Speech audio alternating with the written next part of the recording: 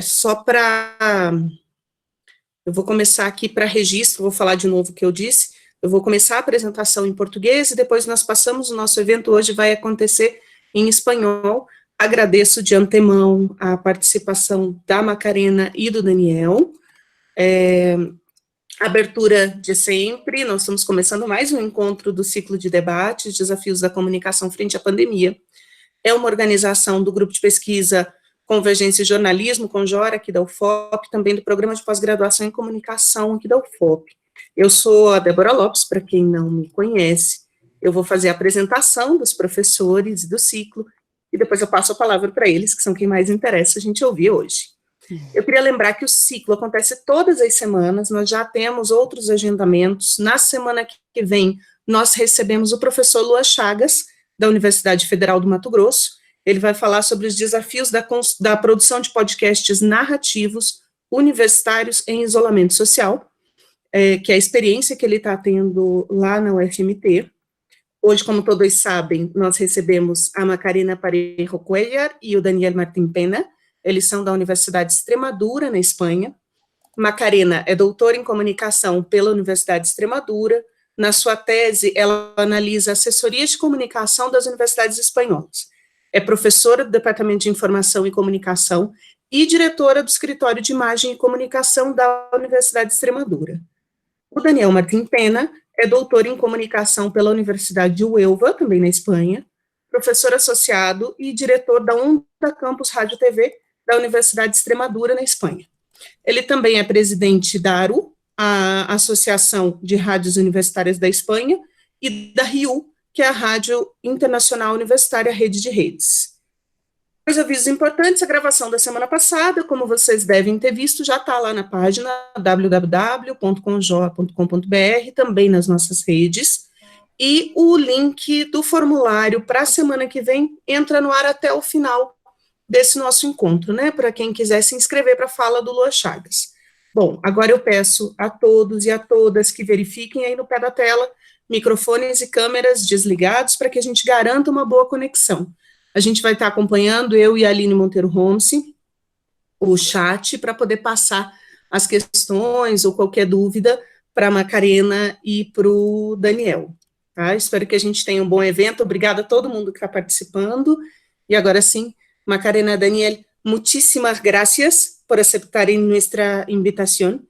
La contribución de vosotros va a ser grande, tengo toda la certeza, entonces paso la palabra a vosotros. Bueno, tengo abierto el micro. Bueno, en primer lugar, agradecer, bueno, en nombre también de la Universidad de Extremadura, que nos hayáis invitado a participar de esta, bueno, pues este intercambio, de este foro de ideas y de intercambio de experiencias, ¿no? Porque realmente asistimos a una situación comunicativa en la que todos nos vemos inmersos precisamente por la globalización y el mundo en el que vivimos, ¿no? No sé si puedo compartir pantalla para mostrar una breve presentación, Débora, o... Puedes, Macarena, ¿no? en el pie de tu pantalla tienes presentar ahora, puedes presentar. ¿Se ve ahora la presentación? No, aún, sí, ahora está cargando. Vale. La vemos. Vale, bueno, pues nosotros hemos titulado a nuestra intervención en esta mesa de debate los medios universitarios y su labor divulgativa frente al COVID-19. Realmente hemos mantenido el título que ya tenía la webinar, ¿no? Y nosotros básicamente, como bien ha dicho Débora, trabajamos en la Universidad de Extremadura, concretamente en mi caso. Daniel ahora contará también la parte más experiencial de la parte de la radio. Aparte de profesores y trabajar codo con codo con los estudiantes y la futura cantera de profesionales de los medios de comunicación, con los que hemos tenido que trabajar pues a través ahora mismo del mundo completamente virtual, y eso nos ha permitido también bueno, pues estar muy cerca y a la vez, bueno, pues muy distanciado por lo que ha requerido la situación, pero también nos ha permitido que ellos incluso aprendan a trabajar en un contexto en el que ninguno nos lo imaginábamos, ¿no? Vemos a los periodistas en los medios de comunicación teniendo que hacer directos desde casa, teniendo que hacer in situ desde casa, tratando la información desde el confinamiento, y nosotros también hemos tratado de trasladar esa filosofía de trabajo bueno, pues que se ha impuesto por las circunstancias que han sobrevenido. Y bueno, pues como digo, aunque hemos tenido que cambiar nuestros planes en docentes iniciales porque trabajamos en una universidad inminentemente presencial, sin embargo es verdad que hay que mirar en todo el aspecto positivo, ¿verdad? Y en ese sentido también es cierto que a la hora de modificar nuestros sistemas de evaluación yo hacía especial hincapié en que también hemos conseguido alcanzar objetivos que no estaban fijados inicialmente porque nadie preveía una pandemia de este tipo. Y bueno, pues también hemos conseguido que quien en un futuro se tenga que enfrentar a los medios de comunicación, toquemos madera, que nunca más vuelva a pasar una cosa de estas, ¿no? Pero bueno, que también puedan conocer cómo, de alguna manera, reinventarse para poder seguir haciendo información. Hemos visto la importancia que adquiere la comunicación y la información en un momento como el actual, ¿no? En el que si hay servicios esenciales, la comunicación es uno de ellos, ¿no? Y en ese sentido creo que bueno, pues que esa es una de las parcelas en las que también hemos podido aportar a la hora de gestionar la crisis del COVID.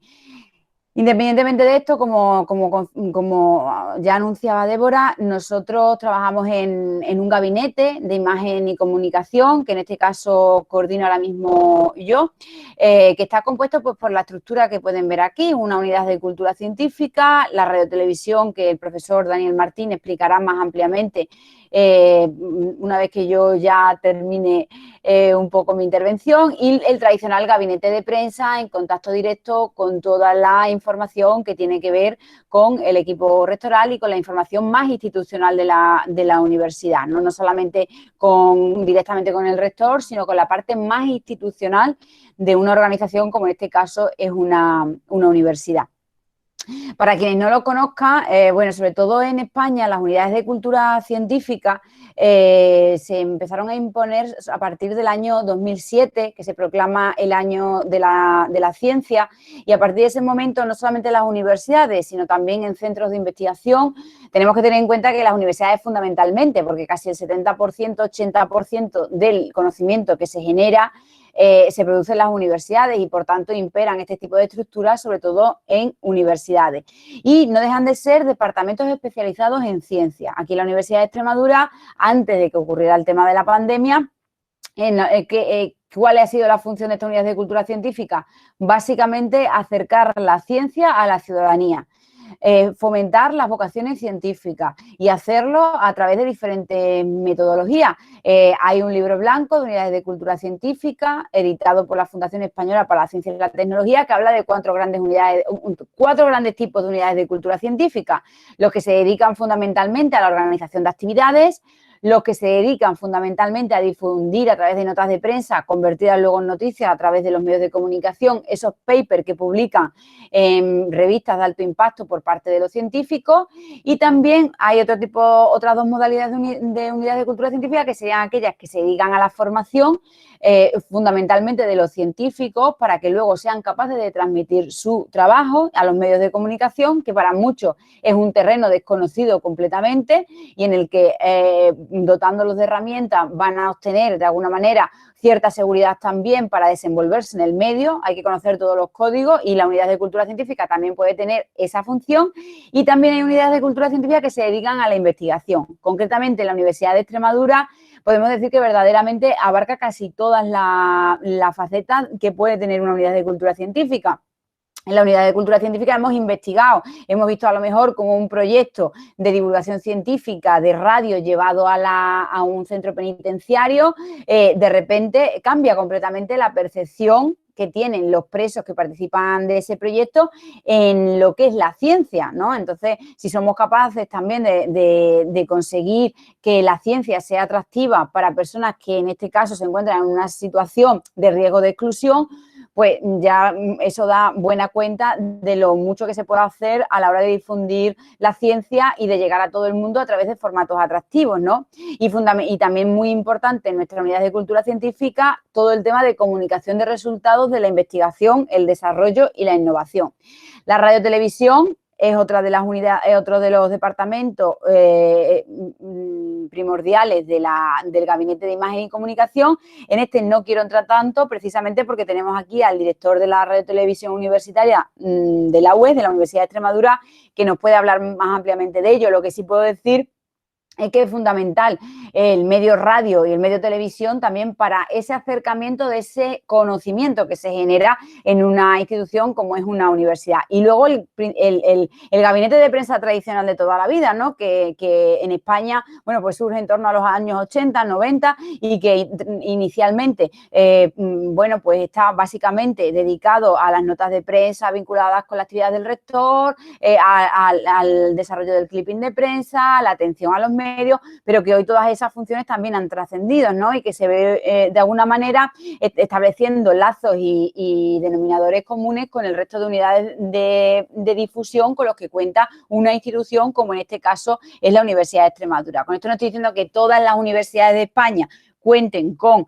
una unidad de cultura científica, con una radio y con un gabinete. O sea, hay cada vez más universidades que cuentan con esta estructura que está aquí dibujada, pero no todas cuentan con ello. Y desde luego, cuando una universidad tiene el privilegio de contar con todas estas estructuras porque ha apostado por la comunicación, lo que está claro es que entre ellas deben de establecerse sinergias. Y en este caso, en la Universidad de Extremadura, cada una de estas entidades tiene actividades donde a lo mejor no entran tan de lleno el resto de los departamentos, pero sí que existe un denominador común, por ejemplo, fundamental para explicar la ciencia, para explicar por la apoptosis celular, por ejemplo, ¿no? Hace poco publicaban en Science un artículo muy interesante, pero que nos dábamos cuenta que quizá explicarlo solamente a través de una nota de prensa era complicado y entonces ahí utilizamos a la radiotelevisión, que además tiene departamento de diseño, otro de las patas fundamentales de un gabinete de comunicación. Y esta es nuestra estructura y con esta partimos, pues evidentemente, antes de la crisis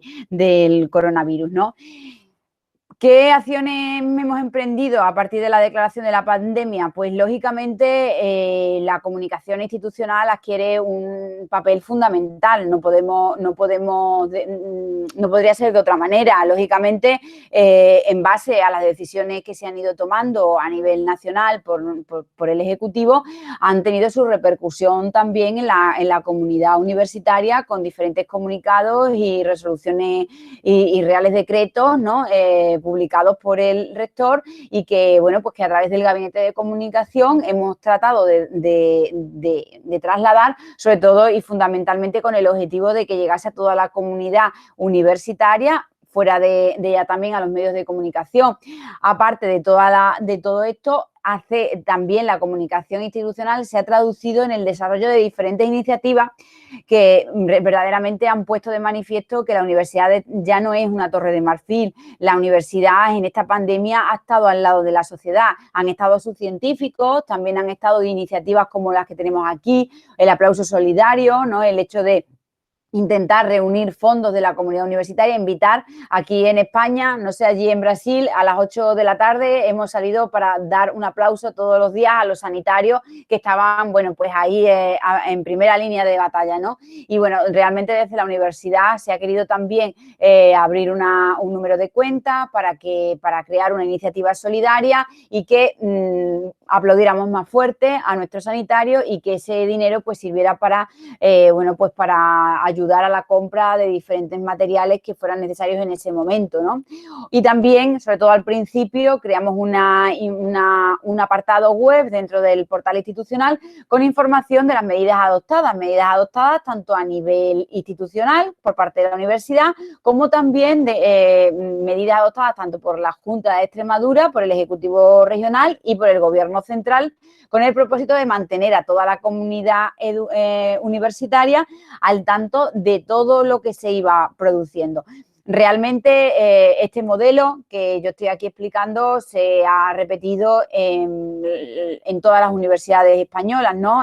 Realmente se ha ido informando de la supresión de determinadas actividades conforme ha ido avanzando la situación en la que todos nos hemos visto inmersos. Entonces, fundamentalmente, en este proceso de la declaración de pandemia, la universidad ha tenido que ir adaptándose y el Gabinete de Comunicación, lógicamente, pues en la parte institucional ha tenido que dar apoyo para la difusión de la manera, bueno, pues quizá con un lenguaje claro y accesible a todos, para que ese mensaje llegara y al mismo tiempo crear diferentes herramientas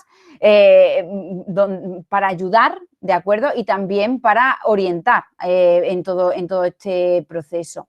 Aquí lo vemos, bueno, pues un poco ampliado, ¿no? La página web de la que hablaba, con información de carácter oficial. También es verdad que se ha creado de Servicio Restaurado de Transformación Digital de la Universidad de Extremadura unas guías impresionantes para contar a los diferentes colectivos de la universidad cómo trabajar desde casa, qué herramientas, qué software estaban a la disposición. Pues no debemos olvidar que al final la universidad, la mayoría de las universidades españolas son presenciales y en este caso, bueno, pues en cuestión de muy poco tiempo ha habido que convertirla completamente en virtual, ¿no? Y entonces, bueno, pues para orientarlo. Y nosotros realmente no es un trabajo que hayamos hecho directamente desde el Gabinete de Comunicación. Nuestra misión ha sido, por un lado, aglutinar todos esos recursos para que sean accesibles, o sea, que tuvieran los contenidos de accesibilidad y usabilidad, y por otro lado, ayudar también a trasladar esto pues a través de las redes sociales y a través del portal digital, porque y por supuesto también a través de los medios de comunicación, porque no debemos olvidar, hay un catedrático, Carlos Elías, que habla sobre divulgación científica, tiene multitud de trabajos sobre el tema y habla precisamente de que las instituciones como las universidades no son ya solamente fuente para los medios, ahora también son medios de comunicación en sí mismos, desde el punto de vista de que también a través de sus portales web, de sus redes sociales, pueden dirigirse directamente a su público objetivo. Independientemente de que, por supuesto, su relación con los medios de comunicación sigue siendo súper estrecha, ¿no? Entonces, en este sentido, pues nosotros también hemos tratado de diseñar, precisamente a través de la radio televisión universitaria, mensajes, pues eso, de responsabilidad, lo que se nos demandaba en ese momento, ¿no? Quédate en casa, pero también a la vez de aliento y de que la comunidad universitaria también estaba trabajando duro para, pues, solucionar esta situación. Como digo, uno de los ejes prioritarios de nuestro trabajo durante estos 2 meses que llevamos de confinamiento, lo tenéis también en esta gráfica, ha sido la comunicación institucional, pero sin olvidarnos de la divulgación científica. Una de las fundamentales, de los temas fundamentales que nosotros nos planteamos es que, bueno, quizás era el momento de difundir un tipo de ciencia, o que la ciencia nos sirviera también para evadirnos de la situación que estábamos viviendo, ¿no? Entonces, por eso también nos hemos centrado mucho en dar a conocer la comunicación de resultados de I+I y también tratando de hablar de cómo enfrentar esta crisis del COVID-19 con los expertos de la universidad, ¿no? Entonces, la investigación, la difusión de la investigación, porque hablábamos antes de que la Unidad de Cultura Científica tiene un sinfín de actividades presenciales. Lógicamente, todas esas actividades han quedado, por el momento, han quedado suspendidas. Entonces, todos nuestros esfuerzos en divulgación científica se han basado fundamentalmente en comunicar estos resultados o en acudir a nuestros expertos para que nos den consejos acerca de determinados, bueno, pues situaciones que se daban psicológicas, de cómo distribuir los espacios, de cómo cuidarnos ante determinadas situaciones, pues también ir dando consejos a través del portal institucional. Aquí podéis ver, bueno, pues un ejemplo del número del tipo de noticia que hemos ido ofreciendo, ¿no? La melatonina podría ayudar a reducir la formación de tejido fibroso.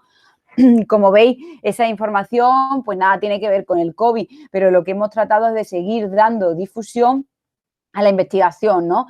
Primero, porque la transferencia de conocimiento por parte de una universidad es una de sus misiones principales, pero por otro, es verdad que también queríamos lanzar otro mensaje, ¿no? Que no todo solamente fuera coronavirus, coronavirus, coronavirus, sino que la vida sigue y seguimos investigando y cada uno sigue trabajando en lo suyo y se siguen avanzando en otros ámbitos, como en este caso, bueno, pues viendo las posibilidades que puede tener la melatonina. Es por poner un ejemplo, hemos publicado durante estos meses muchísimas noticias relacionadas con la investigación, pero no con la investigación solamente del COVID. Sí que es cierto que aquí tenemos dos noticias, nos concedieron un proyecto para investigar precisamente un proyecto presentado por un científico, por José María Carvajal, para investigar precisamente sobre el COX-2 y sobre la enfermedad del COVID-19, ¿no?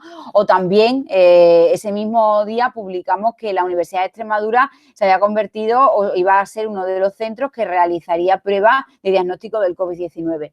Lógicamente, la repercusión mediática, sobre todo de los medios de comunicación, de esas dos noticias es amplísima. Sabíamos que en el momento en el que nosotros publicásemos esa información, realmente los medios, todos ellos, iban a preguntarnos cómo así fue, ¿no? Porque realmente, por mucho que hayamos aprovechado o hayamos querido dar también otro tipo de mensajes y continuar con cierta normalidad dentro de la situación, lo cierto es que el tema que ahora mismo predomina es el COVID-19 y entonces, bueno, pues que en Extremadura se hubiera concedido uno de muy pocos proyectos súper competitivos a un investigador y a un grupo de la universidad, o que la institución cuente con un centro biosanitario lo suficientemente seguro como para poder desarrollar este tipo de pruebas, pues realmente lo que también hemos visto es que a los medios de comunicación, lógicamente, pues les interesa, ¿no? Y querían todos conocer más acerca de todas estas iniciativas que se iban a poner. De hecho,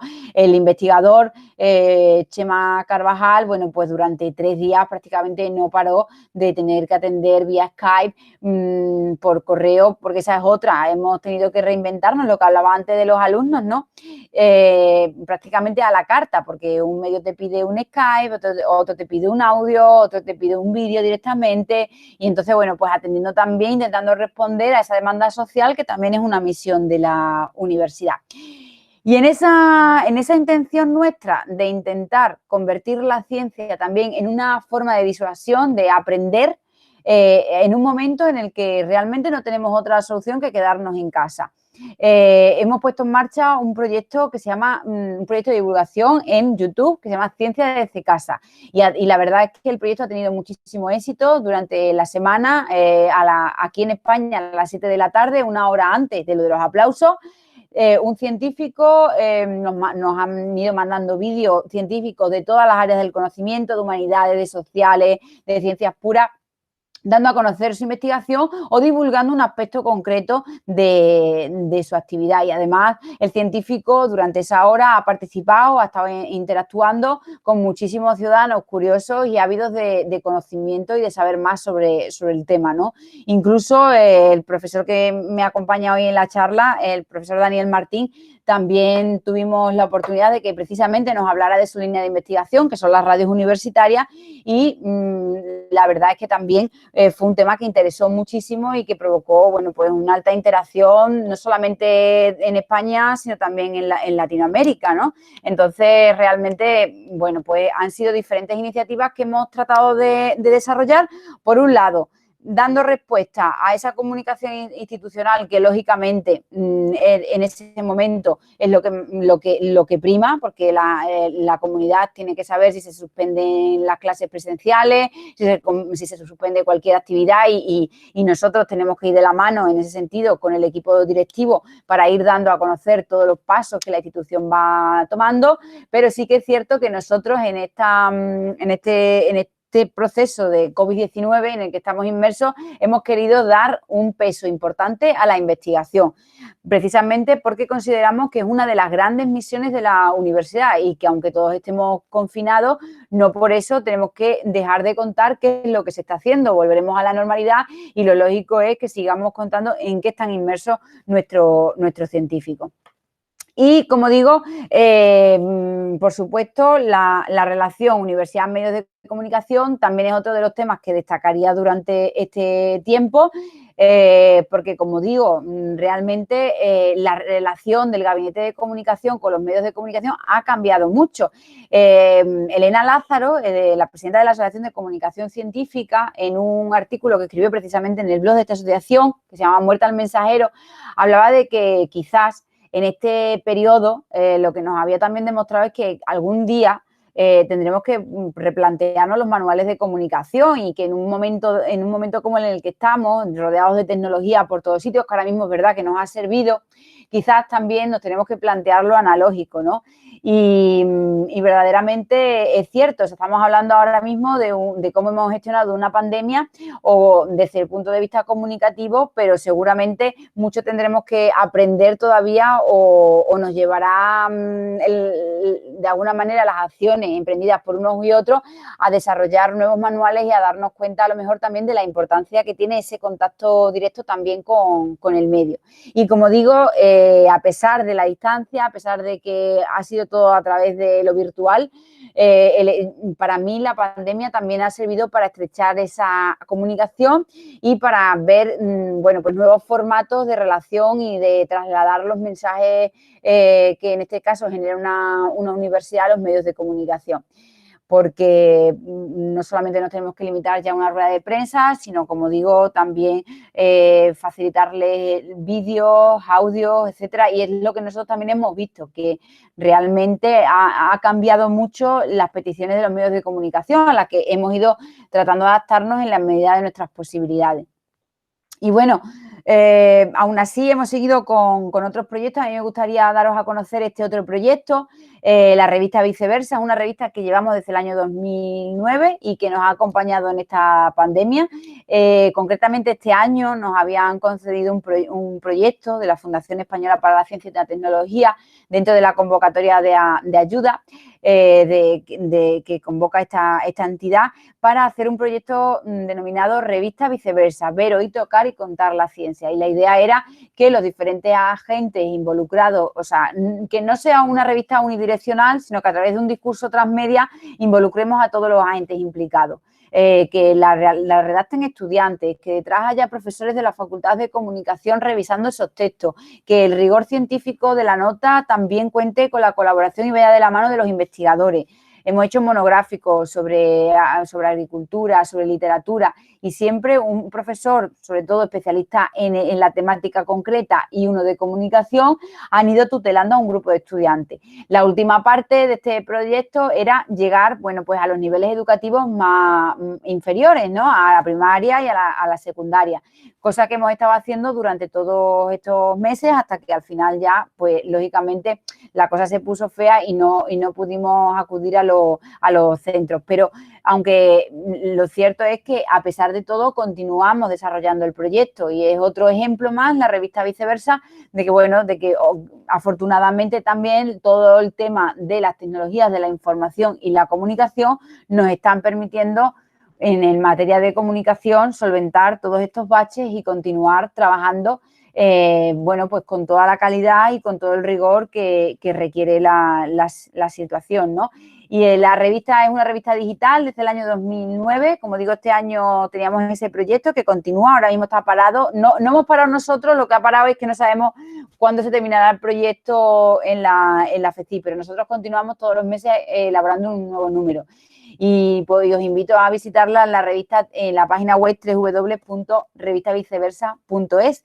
Y creo que, bueno, estas son algunas imágenes que ahora ya añoramos, ¿no? No sé si las estáis viendo, de tanta gente junta, que bueno, que ahora ya se nos hacen como un recuerdo. Y bueno, pues ahí veis cómo los estudiantes subiendo pues sus escaletas, sus guiones que estaban trabajando con los profesores. Ahí vemos a una compañera de la radio abajo, en uno de los colegios, precisamente trabajando temas de divulgación científica sobre la revista con los más pequeños. Y bueno, pues esta parte sí que lógicamente, por las medidas que ahora mismo se nos exigen y por responsabilidad no se pueden llevar a cabo, pero que espero que se pueda retomar. Y bueno, pues continuamos con este proyecto en el ámbito virtual. Y nada más, yo por mi parte he terminado, aparte de que no veo a la gente.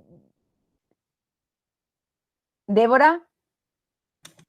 Macarena, es que como la conexión a Internet no es siempre muy estable, Ajá. optamos por estar todos sin el vídeo, solamente tú y Daniel con el vídeo y con el audio todos cerrados. Vale, Pero, bueno, pues ahora pero mismo, seguimos todos. perfecto. Pues nada, yo mi parte, un poco la conclusión es esa, que realmente hemos dado prioridad, hemos trasladado toda la comunicación institucional porque era prioritaria, pero desde la Universidad de Extremadura también hemos priorizado la investigación. Cuando ha tenido que ver sobre el COVID, hemos divulgado los temas de COVID, los proyectos que nos han sido concedidos, pero también hemos optado por otro tipo de difusión de contenidos y también por formatos no presenciales en este caso, pero sí de contacto directo entre la ciencia y la ciudadanía a través de proyectos como Ciencia desde Casa o la revista Viceversa. Y bueno, aquí en esta parte ya sí que me gustaría que continuara mi colega Daniel Martín, porque sobre radio creo que mejor que yo puede hablar él, pero vamos, eso seguro. Vale, muchísimas gracias, Macarena. Gracias, Entonces Débora. ahora, Daniel. Hola Débora, hola a todos los compañeros, Isani, Marcel Freire, Marcelo Kisineski, buenos amigos y amigas brasileiras y los demás colegas que están a escoitar esta charla. Para mí es un verdadero placer esta invitación de Débora para falar de mi pasión, que es la radio. Gracias, Macarena, por tu primera parte en la presentación, que vamos a ir de lo general a lo concreto. Ahora vamos a concretar directamente en el ámbito radiofónico. Y yo quiero lo primero hablar del contexto en el que se ha envuelto la radio en estos últimos meses. Es un contexto en el que nos ha rodeado una pandemia que se ha transformado informativamente hablando en una infodemia. Infodemia porque al final ha sido una pandemia en la que nos han afectado muchos virus. Ha sido más que una gripecilla, más que un resfriadiño, como decía el presidente brasileiro, ha sido un virus muy importante y además que en el ámbito de la comunicación hemos tenido otros virus a combatir. ¿Qué virus? Yo siempre he dicho que en el ámbito de la comunicación hemos tenido 4 virus importantes a combatir. ¿Qué virus han sido? El primero ha sido la desinformación o la infosicasao, que se viene a denominar ahora. ¿Qué es la desinformación y la infosicasao? Viene a raíz de las tecnologías de la información y la comunicación que nos han abierto la puerta a la autonomía de consumo y a una sobreinformación. Tenemos una saturación de información, una saturación de fuentes y como ciudadanos tenemos dificultad para encontrar cuáles son las fuentes confiables, cuáles son las fuentes veraces.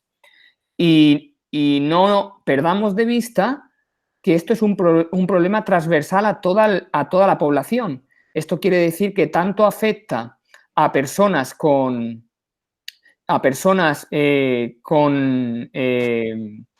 estudios académicos como a personas sin estudios. La desinformación afecta a toda la gente, a toda capa social y tenemos que saber combatirla.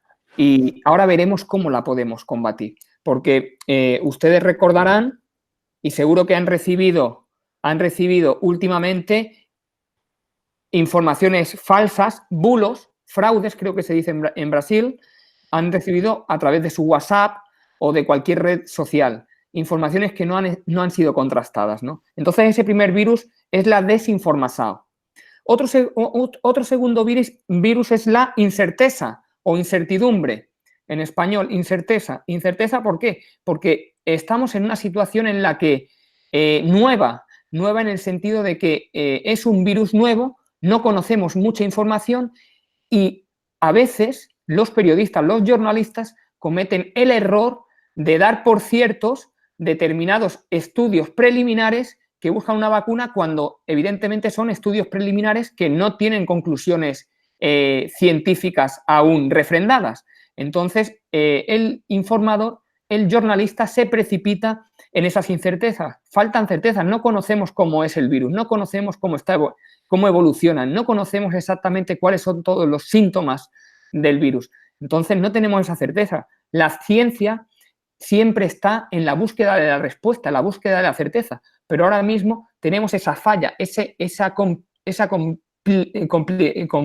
complejidad de que la ciencia no nos puede dar la respuesta cierta porque aún no la conoce, la está buscando. Estamos buscando esa solución, esa vacuna para conocer el virus, ¿no? Entonces tenemos esa incertidumbre, ese virus de incertidumbre, de incerteza. Entonces, ¿qué pasa con la desinformación? Se generan nichos, espacios en los que se cuela esa infotoxicidad, en los que se cuela la desinformación. ¿Y cómo se cuela la desinformación? Se cuela de manera muy sencilla, a través de la emoción. Las noticias falsas buscan la emoción, que provoquen la emoción. Una noticia en la que se dice, se ha encontrado una vacuna que va a solucionar todos los problemas, se ha averiguado que tomando tal medicamento se previene el virus. Eso es todo, son todo incertezas. No hay, y lo aprovecha la desinformación para colarse. Tenemos el tercer virus, hemos hablado de la desinformación, de las incertezas. Otro virus es la imprecisión, la imprecisión. ¿Esto qué quiere decir? No transmitir bien la información, la científica o la normativa, porque no olvidemos que la información científica está siendo abundante, pero la normativa, la legislativa, también está siendo muy abundante, porque cada día, cada semana, los gobiernos regionales, nacionales o autonómicos están aprobando medidas del uso obligatorio de mascarilla, medidas de distanciamiento social, medidas de todo tipo para intentar paliar esta pandemia, pero son medidas que muchas veces se toman sin la certeza clara de que puedan funcionar o no. Entonces, vivimos en un terreno de la imprecisación a la hora de la información. Y esto, no olvidemos que este imprecisado que los jornalistas, los periodistas podemos transmitir en la ciudadanía genera caos, alarma, expectativas falsas por la búsqueda de una vacuna. Entonces, tenemos que saber muy bien transmitir tranquilidad. Hemos hablado de tres virus, desinformación, incertezas, imprecisado y precipitado. Siempre los jornalistas, se dice a los jornalistas que quieren ser la primicia, tener la primicia informativa, querer dar la información antes que otro medio. Eso es lícito, pero muchas veces, en el contexto actual, o periodista o jornalista no contrasta información, no contrasta información que ha preparado con fontes confiables. Entonces, es muy importante que o periodista o jornalista contraste a información y no caiga en la precipitación, porque al final, no olvidemos, estaremos alejándonos de nuestra ética periodística, que es el contrastar la información y no precipitarnos. Es moito mellor ser un medio en el que se pueda confiar, porque la información que suministra a la ciudadanía es una información confiable, que ser el primer medio que publica una información. Porque puede ocurrir el problema de que la información no sea cierta, sea imprecisa o sea desinformación. Después, hemos hablado de estos 4 virus que nos invaden, virus. Y tenemos que hablar, cuando hay un virus, tenemos que hablar de los tratamientos. ¿Qué tratamientos podemos emplear para tratar estos virus informativos que nos invaden? Yo siempre falo de la educación y la alfabetización mediática. Es muy importante, y más desde un medio como la radio, educar a nuestras audiencias, formar a nuestras audiencias en una escucha crítica, en una actitud crítica, educar a nuestra audiencia para tener una actitud crítica hacia los medios. Tenemos que educar a la ciudadanía para que no se crea todo lo que sale en los medios, ni se crea toda la información que le llegue a través de su WhatsApp o de su Telegram o de cualquier red social. Si educamos a la gente desde la radio, que se puede educar, la radio es una herramienta educativa muy poderosa, podemos intentar crear una ciudadanía más crítica hacia los medios y que sea consciente de que muchas veces es mejor contrastar una información que recibes por WhatsApp antes que compartirla y hacerla viral, porque estaremos cayendo en las redes de la desinformación, ¿vale? Es muy importante hacer ver a la ciudadanía que sean conscientes de que hay que verificar la información antes de reenviar. Si tenemos alguna duda de una información que hemos recibido, tenemos que intentar contrastarla, verificarla. Y yo creo que la radio tiene que aportar esas certezas que necesita la ciudadanía, esa educación en los medios tan importante, educar en el consumo de los medios. ¿Qué pasa en la posición universitaria? ¿Qué hacemos desde la universidad? Nosotros en la universidad siempre ustedes conocerán las letras I+D+I, que es investigación, desarrollo, innovación. Yo siempre he dicho que es importante que hablemos de una nueva letra, que es la última D. Investigación, desarrollo, innovación y una D más. Esa D se refiere a divulgación. Es muy importante que la radio universitaria genere contenido divulgativo de calidad en ciencia y tecnología, y más en el contexto actual. Lo ha comentado mi compañera, mi colega Macarena Parejo, la profesora Parejo, porque es importante que demos el valor que tiene la ciencia, la importancia que tiene la pesquisa. No podemos consentir que nuestros gobiernos, ya sean nuestros gobiernos nacionales, hagan recortes, no inviertan dinero en ciencia ni en educación. Si un país no invierte en ciencia y en educación, tiene su futuro perdido. Aquí en España sucedió en el año 2010 y perdimos muchos años, perdimos muchas investigaciones y perdimos muchos investigadores que salieron del país a buscar un futuro mejor. De hecho, una de las vacunas que se está probando actualmente en Estados Unidos está liderada por investigadores españoles que emigraron hace unos años a Estados Unidos.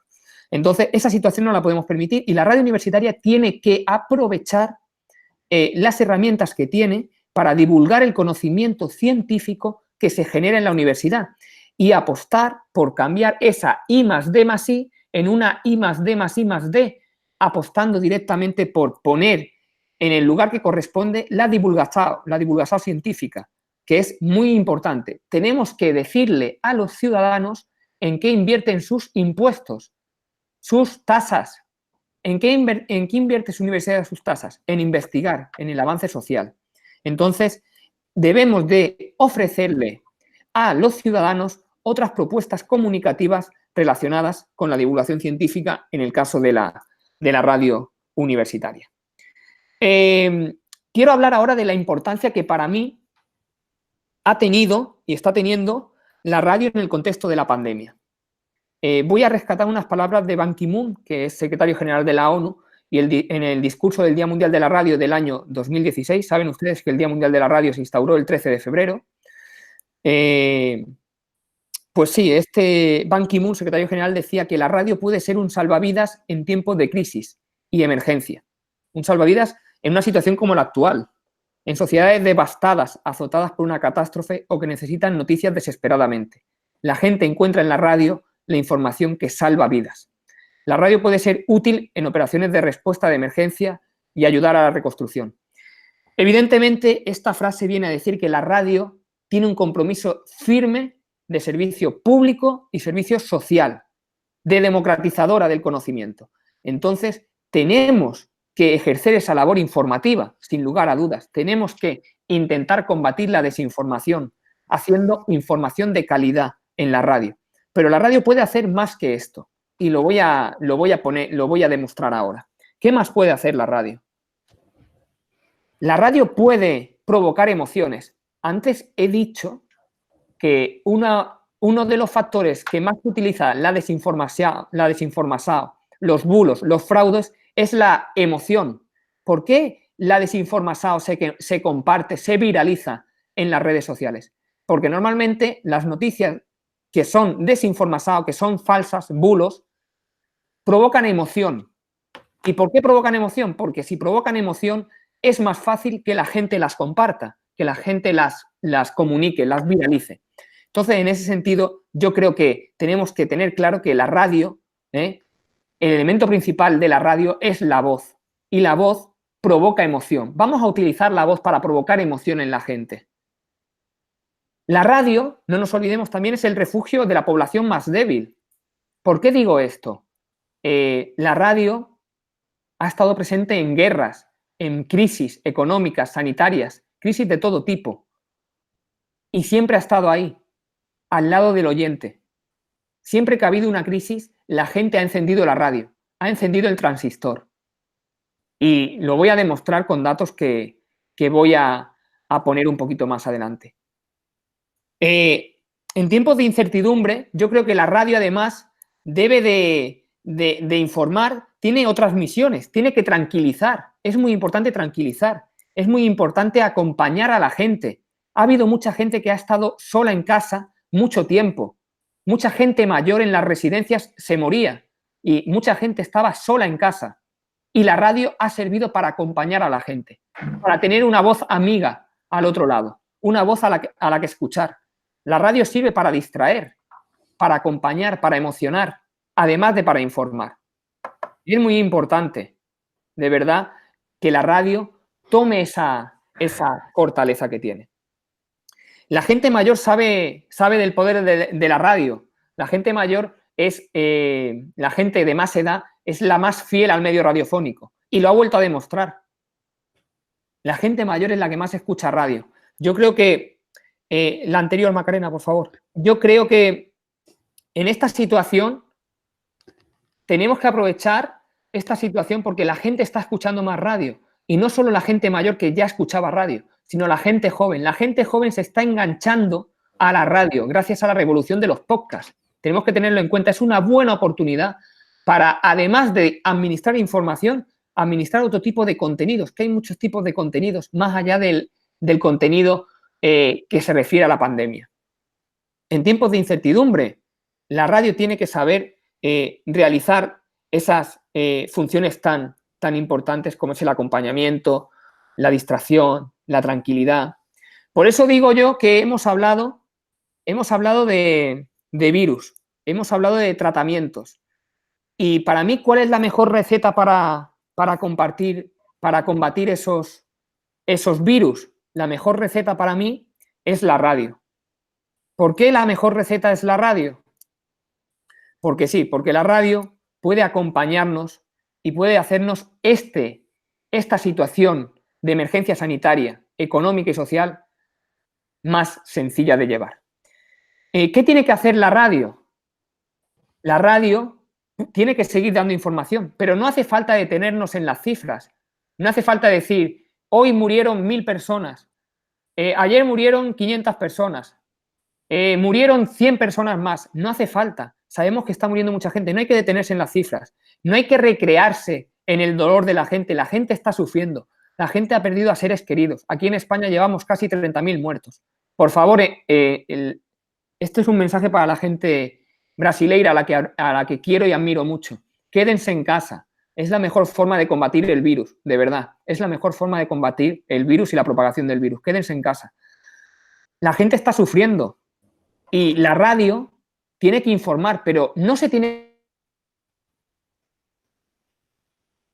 esperanzas. No debemos de generar falsas esperanzas con la vacuna, con tratamientos que no son, que realmente no aportan nada, con prevención que realmente no funciona. No tenemos que alimentar, la radio no tiene que alimentar fraudes, bulos, incertezas. Lo único que tiene que hacer la radio es crear emoción. Otro tipo de historias que distraigan a la gente. Si creamos emoción, la radio es el medio por excelencia para crear emoción. Vamos a utilizar la voz, vamos a utilizar el lenguaje sonoro. Vamos a crear emoción en la gente y vamos a crear otro tipo de historias. Para mí, ¿cuál es la mejor receta radiofónica?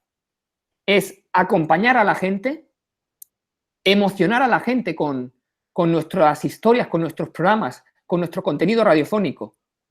Dar certezas y dar tranquilidad. Y tener en cuenta que otro tipo de historias es posible. No hace falta solo hacer información.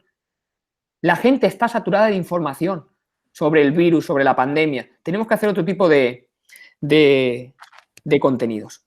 Ahora voy a pasar a decir algunos ejemplos, ¿vale? Primero en nuestra universidad, por ejemplo, nosotros, en nuestra radio universitaria Onda Campus y la unidad de asesoramiento psicológico y el vicerrectorado de estudiantes, nos dimos cuenta que los estudiantes, los profesores también, pero sobre todo los estudiantes lo estaban pasando mal.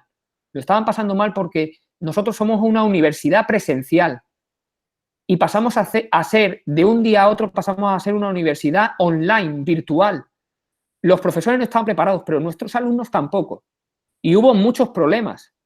Entonces pensamos en hacer un canal de podcast y de videopodcast de autoayuda. Hicimos 3 tipos de consejos. Consejos durante la cuarentena, durante el confinamiento, en el que hablábamos de las emociones, de las rutinas, de la convivencia con las personas en el hogar, de las relaciones personales, del aprendizaje. ¿Cómo era el aprendizaje? Pasar ese aprendizaje presencial al virtual. Y también consejos en la desescalada. La desescalada es la fase en la que estamos ahora aquí en España, en la que poco a poco vamos recuperando lo que llaman aquí la nueva normalidad. Y hablamos de la normalidad, hablamos de la responsabilidad, de la distancia física, del uso de la mascarilla, de la confianza, de la cercanía social y de la distancia física. Y también hicimos consejos por colectivos, hicimos consejos para niños, para adolescentes, para familias con hijos, para estudiantes. Ahí tengo el link, Débora va a compartir la presentación para que ustedes los puedan escuchar, y han sido unos consejos que han tenido mucho éxito entre la audiencia. Después también tenemos otros ejemplos. Hay un especial del coronavirus que hace la radio de la Universidad Nacional de Avellaneda, que para mí está muy bien. Son 5 minutos de información en la que prima la voz del experto, que es tan importante, porque aquí sucede lo que decía la profesora Macarena. Tenemos el problema de que con tanta información, muchas veces el ciudadano no distingue la voz del experto de la voz del que no es experto. Y es muy importante que desde la radio universitaria, sobre todo, le demos la voz a los expertos. ¿Quiénes son los expertos? Los investigadores, los científicos. Y en Radio UNDAP tienen ese especial coronavirus que está muy bien. También un podcast que recibo habitualmente en el grupo de radio que estoy en Intercon, en Brasil, invitado por Débora y por Marcelo Kisineski, Papo de Cuarentena, CAS, que está bastante bien. Un ejemplo también de la Radio Universitaria de León, que es un programa de cultura, de música alternativa para distraer. Como decía yo, no es todo información, también tenemos que hacer contenidos que distraigan, que acompañen, que entretengan, que hagan este destino un poquito más feliz. También hay podcasts de ficción. Todos sabemos que Netflix ha lanzado a la producción de podcast. Spotify también está con el podcast. Tenemos que aprovechar esta situación para también escuchar podcasts que recuperan la radionovela, el radioteatro, que recuperan el hecho de narrar y contar historias. Y después también hay canales que se suman con podcasts especiales ya de carácter informativo, como la BBC, el New York Times, Radio Televisión Española, etcétera, etcétera. Después también traigo aquí el caso de la UNESCO, la anterior, Macarena. El caso de la UNESCO, en que las emisoras de radio, ¿vale? Voy a compartir yo mi pantalla, porque creo que hay una presentación que ahí Macarena no tiene. Un segundo. Dejo entonces de compartir.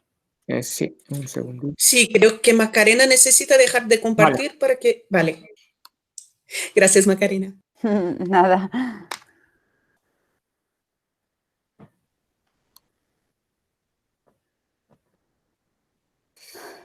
Voy.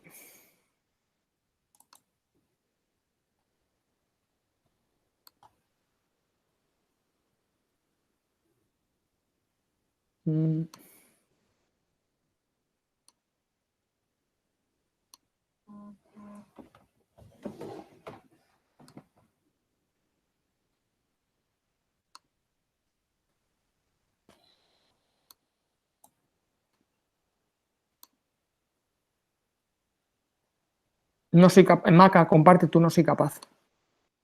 A ver. Ahora estás presentando, Dani. Está, Estás Daniel, en ello. está. Vale. Puede ser la conexión. Sí, la conexión. ¿Estoy compartiendo? Sí, pero tienes que poner en modo presentación, Vale, porque se te ve toda la pantalla. vale. Ahí voy. Bueno, decía, retomo, Débora, perdón. Sí, tranquilo, Daniel. Aquí. Vale, este es otro caso. Se ve, Macarena, ¿no? Sí, perfectamente. Vale, este es otro caso de la UNESCO. La UNESCO, como ustedes saben, nombró el día 13 de febrero el Día Mundial de la Radio. Y la Academia, se consiguió gracias a la Academia Española de la Radio, que propuso este día como el Día Mundial de la Radio. Y han lanzado una campaña para luchar contra el COVID-19 con una campaña con 4 mensajes. 4 mensajes que vienen a combatir un poco todos estos virus que yo he dicho. El primer mensaje es conocer las fuentes de información creíbles o confiables. Un segundo mensaje que es educar a los hijos sobre los medios de comunicación y la información. Esto viene a ser una de las recetas que yo he dicho de la educación mediática, la educación de las audiencias. El tercer mensaje era el cuidado con los falsos expertos. Es decir, es importante que pongamos en valor el hecho de que demos la palabra a científicos, investigadores de prestigio que puedan hablar con criterio sobre los distintos aspectos del COVID-19, y un cuarto mensaje en el que la gente pueda medir sus emociones. ¿Por qué lo de medir las emociones? Porque se ha comprobado que la desinformación se alimenta de las emociones.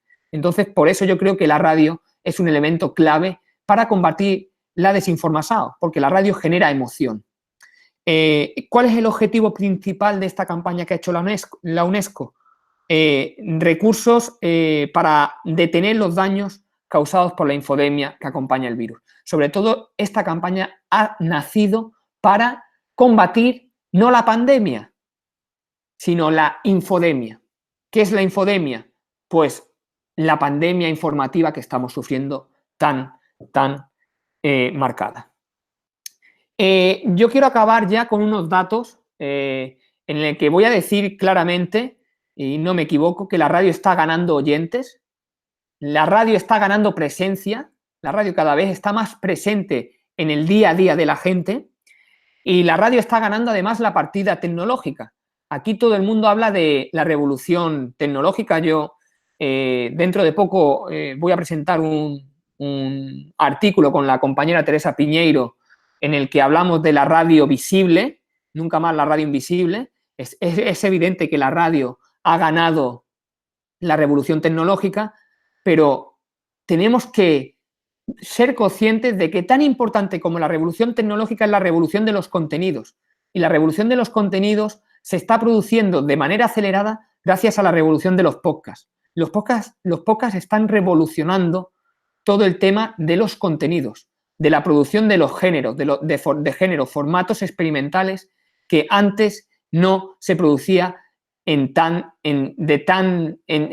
magnitud como se están produciendo ahora. Entonces yo creo que debemos de saber que la radio ha superado la revolución tecnológica y ahora está de lleno en una revolución de contenidos con un marcado cariz en los podcasts. Pero hay una paradoja, hay una incongruencia quizá. En un momento de máximas audiencias, la inversión en publicidad va a caer a mínimos. Eso pensando en las radios comerciales. Nosotros las radios universitarias no nos afecta tanto, pero sí que es así. Es decir, la radio va a ganar más oyentes que nunca, pero la gente que quiere ganar dinero haciendo radio va a ganar menos dinero que nunca. ¿Por qué? Porque esta crisis sanitaria es una crisis económica y social irremediable. Ahí quiero poner otro dato importante. ¿Cómo valora el papel de estos medios de comunicación en la crisis del coronavirus? Si ustedes ven el medio mejor valorado es la radio, por delante de la prensa escrita, que siempre ha sido también valorada, o de la televisión, y por supuesto por delante de las redes sociales. La radio es el medio mejor valorado en la crisis del coronavirus. Como dice, les recomiendo que visiten de vez en cuando la web de Gorka Zumeta, que es un referente aquí en España en el ámbito radiofónico. Él dice que la radio salvará el mundo. Como decía en su momento Ban Ki-moon, el secretario general de la ONU, en el discurso del Día Mundial de la Radio. Y yo creo que la radio salvará o no salvará el mundo, pero lo que sí tengo por seguro es que la radio es el mejor medio para socializar emociones. La radio es el mejor medio para emocionarnos y la radio es el mejor medio para combatir la desinformación. Así que muchas gracias, colegas, ha sido un placer y quedamos atentos a sus preguntas, a sus comentarios, a sus sugerencias y ha sido un placer compartir este rato con todos ustedes. Bueno, otra vez muchísimas gracias a Macarena y Daniel. Tenemos ya una pregunta, la verdad es que es un comentario y una pregunta de Marcelo Kisiniewski. Gracias Daniel y Macarena por la información sobre el escenario en España. Creo que la situación en Brasil es más grave porque el ecosistema mediático de desinformación aquí es mucho más grande y tenemos decenas de millones de personas que pueden clasificarse como analfabetas digitales. Lo sabemos que las llamadas fake news se alimentan de reacciones emocionales extremas. La gente da crédito a las noticias que confirman sus creencias. Entonces, la pregunta de Marcelo es, la verdad son 3 preguntas.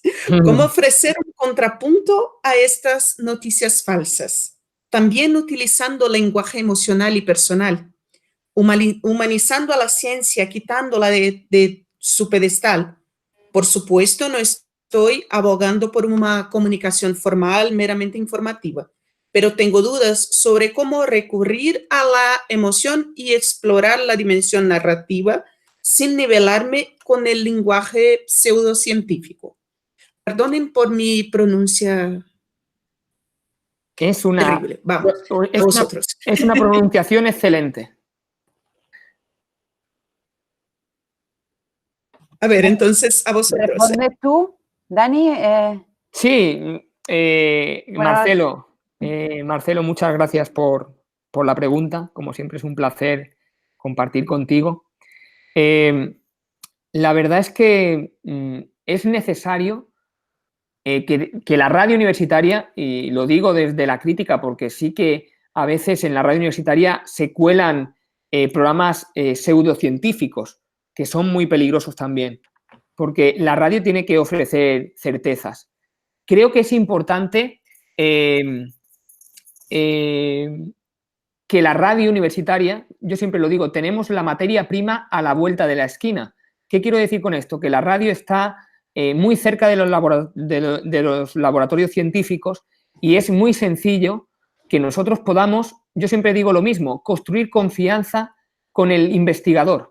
Y a través de la construcción de confianza con el investigador podremos conseguir la realización de contenidos que vayan algo más allá de lo informativo.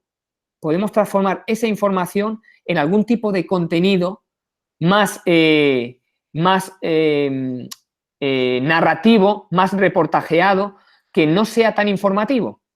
¿Por qué? Porque si trabajamos sin prisa, no como trabaja la radio comercial con los investigadores, porque el problema que tiene la radio comercial con los investigadores es que el investigador se siente defraudado. ¿Por qué? Porque acude a una radio o a una televisión comercial y sabe que a lo mejor está hablando 1 hora, 40 minutos y la radio o la televisión extrae un corte de 30 segundos, de 40 segundos y a lo mejor no es lo que el científico quería expresar. Entonces yo creo que la radio universitaria tiene herramientas para poder construir otro tipo de información que vaya mucho más allá de la informativa, trabajando a través de la construcción de confianza con los investigadores. Esa es la clave.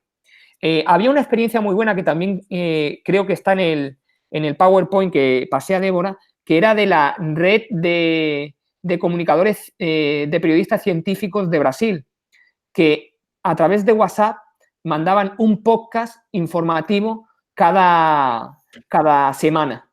Y era un podcast informativo en el que primaba la voz del experto. Creo que es muy importante primar la voz del experto, dar la voz a gente de la universidad, a gente que pueda de verdad combatir esa desinformación con certeza científica.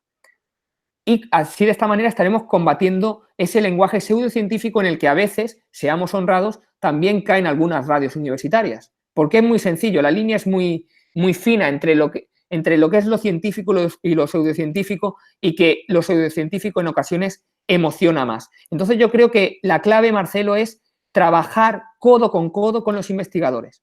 Porque nosotros tenemos un programa de divulgación histórica de biografías que tiene muchísimo éxito. Pero hemos trabajado codo con el profesor y con el investigador. Porque, claro, a priori un programa de biografías puede ser muy aburrido, pero hay que trabajar el género, el formato, hay que experimentar. Y esa yo creo que es la clave. Y humanizar la ciencia, por supuesto. Es decir, hay que hacer la ciencia humana, hay que contar casos reales, acercarnos a la gente, a la ciudadanía, que la gente se identifique con casos reales y entienda el procedimiento científico a través de lo que le pasa a un igual, a otro ciudadano. Espero haber respondido a la pregunta, Marcelo. Gracias. Yo, por añadir a la pregunta de Marcelo, que se lo agradezco, sinceramente, bueno, comparto completamente la opinión de mi compañero, del profesor Daniel Martín, de esas posibilidades que da la radio, pero sí que es cierto que también, si tuviéramos la fórmula, realmente creo que por ahora no la tenemos ninguno para combatir la fake news. Es sumamente complicado.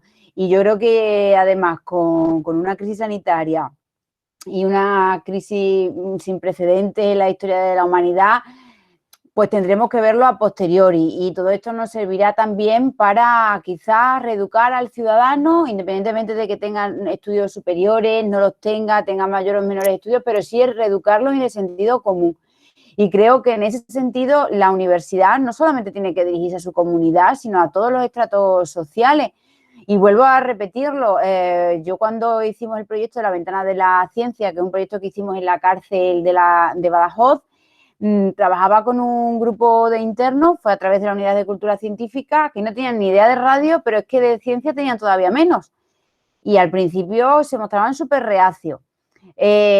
Trabajar con ellos poco a poco, el que ellos fueran conociendo a los investigadores, viendo que eran personas de carne y hueso, con las mismas inquietudes o similares, lógicamente, con lo que conlleva el encierro no nos podemos, ni siquiera nos podemos poner a hacer símiles, ¿no? Pero sí que es cierto que al final, con ese trabajo, lo que hicimos también fue interiorizando en estas personas en riesgo de exclusión social el sentido común, que sepamos diferenciar y que sepamos ir a la fuente. Yo creo que es muy difícil ponernos a combatir la fake news porque tenemos tantos canales abiertos, redes sociales, cualquiera se crea un perfil falso y empieza a hablar y a difundir información que es falsa. Y yo creo que es más fácil combatirlo desde la reeducación de la ciudadanía en el sentido común. Y ahí pienso que la radio tiene la radio, en este caso, como decía Daniel Martín, la radio universitaria sin fines comerciales ninguno, que no tiene tampoco la presión de la publicidad ni de los anunciantes, es una herramienta fundamental. Y en ese sentido la universidad en su conjunto también, porque en el caso de la Universidad de Extremadura, por ejemplo, nos dirigimos a todos los públicos a la hora de difundir el conocimiento. Lo que pasa es que ahora mismo es muy complicado. Realmente estamos viendo que hay una discrepancia en todos los ámbitos, en todas las esferas científicas, ideológicas y demás, en todo el mundo. Entonces, quizás una vez que pase el tsunami en el que estamos ya, bueno, ya vemos un poquillo la luz, tendremos que sentarnos también, ¿no? Esto dará lugar a tesis doctorales, a investigaciones, y quizás nos ayude precisamente a replantearnos todo esto. Si yo tuviera, Marcelo, si yo tuviera la fórmula para combatir la fake news, créeme bueno, que yo creo que el que lo consiga ya habrá hecho realmente un favor enorme a la humanidad. Ojalá la tuviéramos.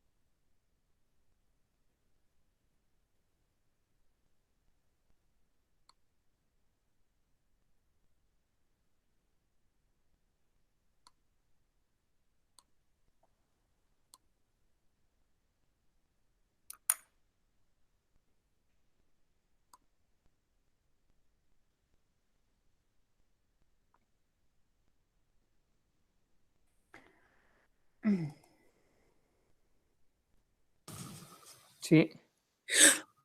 Hola, mi conexión no estaba. No te preocupes.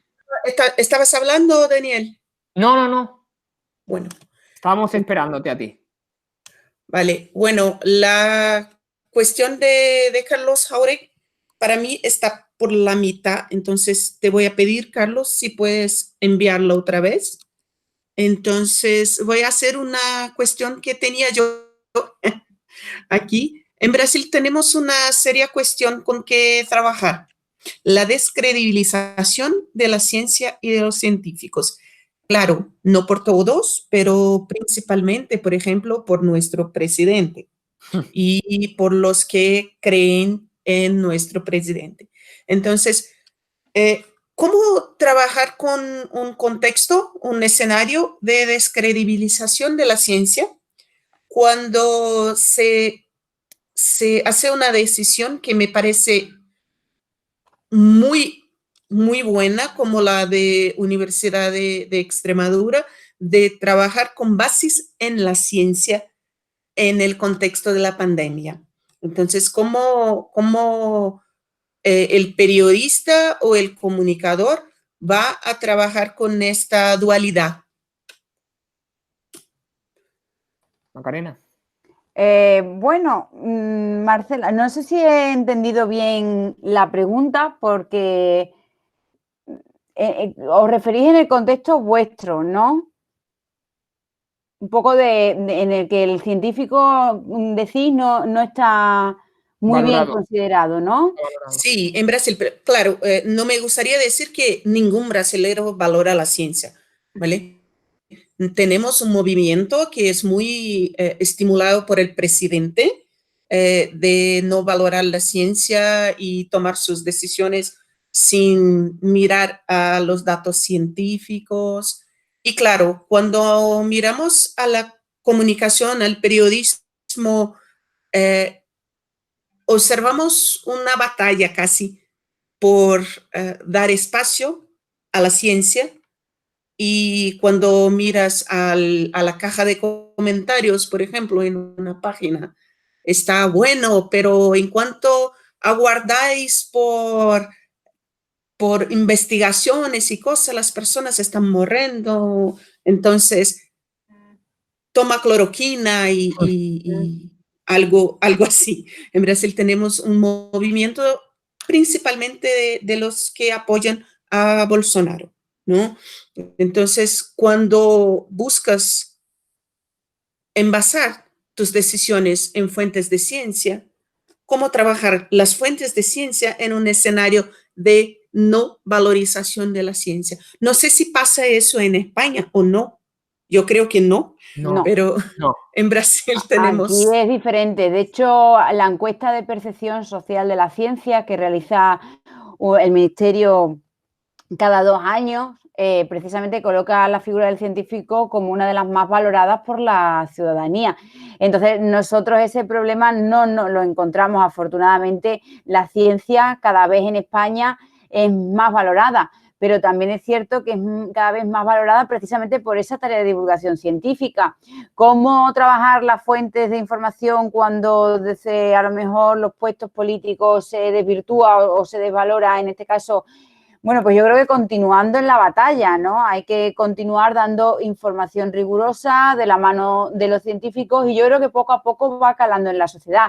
Por ejemplo, en España, la divulgación científica, los investigadores hasta no hace tanto tiempo, es verdad que la imagen del divulgador simplemente, o sea, que se dedicaba a comunicar en los medios de comunicación, quizá por sus colegas no era del todo bien visto, porque tenía que estar en el laboratorio. Eso ha dado en España un cambio impresionante y hoy en día lo consideran una obligación más. Los ciudadanos pagan sus impuestos y revierte en ciencia que hay que dar a conocer. O sea, realmente esto es un círculo que tiene que dar la vuelta, ¿no? Y en ese sentido, yo creo que los periodistas brasileños tienen que continuar en su batalla de acudir a la fuente más fidedigna a la hora de hablar de investigación, que son los científicos, independientemente, bueno, de que luego haya otro tipo de batallas, pero yo creo que poco a poco va calando en la sociedad. Quizás es lento, pero como digo, nosotros ese problema en España no lo tenemos, pero sí que hemos visto que la figura del divulgador ha ido cambiando la percepción entre los propios científicos.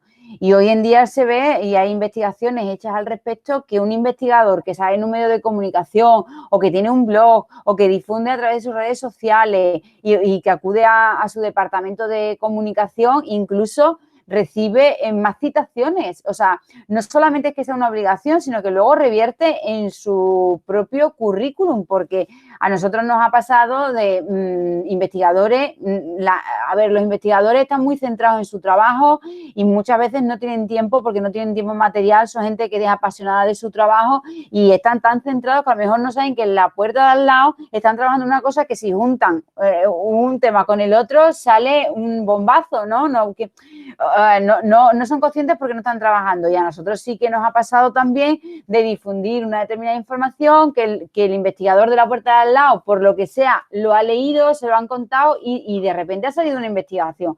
Entonces, la comunicación, lo que no se comunica no existe, y en ese sentido, por mucho que tenga sus detractores, hay que continuar en la batalla. Yo por lo menos lo veo así, porque en ese sentido común del que estamos hablando, al final la gente entra. Quizás es un proceso lento y que os va a llevar a los periodistas brasileños mucho tiempo, pero en el que no debéis de desistir. Yo ese por lo menos es mi consejo desde España y con otro contexto completamente diferente, ¿no? Pero visto desde aquí, desde luego, yo es lo que puedo decir en base a mi experiencia y a lo importante que creo que es la ciencia.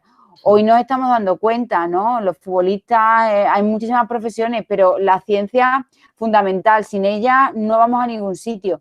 Y hoy en día, de repente, la ciencia importa mucho y nos damos cuenta que sin ella prácticamente no podemos hacer nada.